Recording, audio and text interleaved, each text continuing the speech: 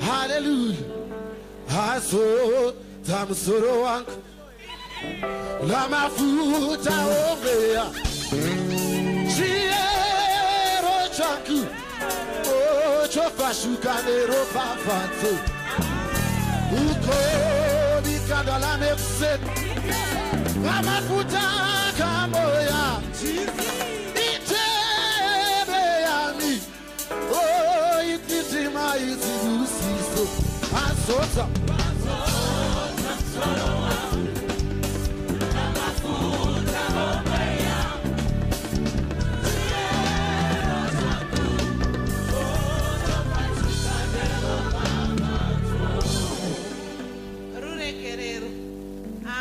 information desk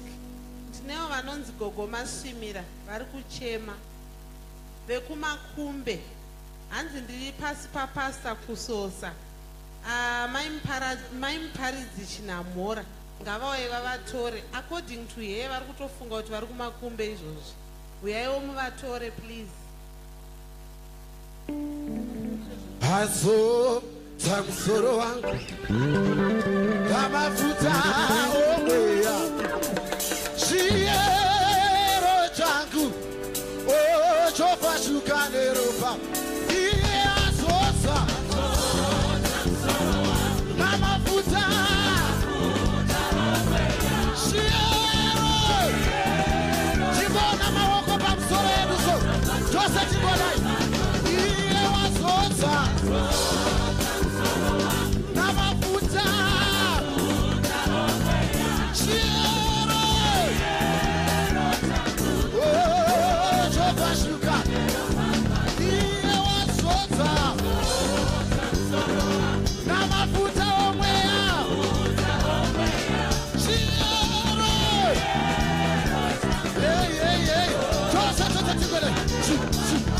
Jose, Jose, Jose Wasa Chico, siga con la chesa manera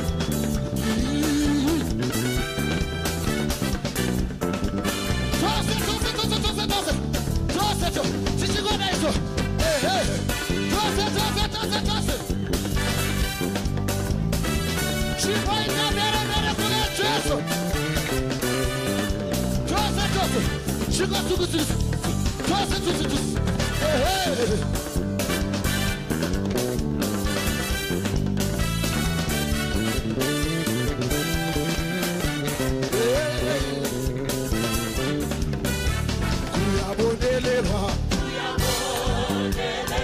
Kuyabonelelwa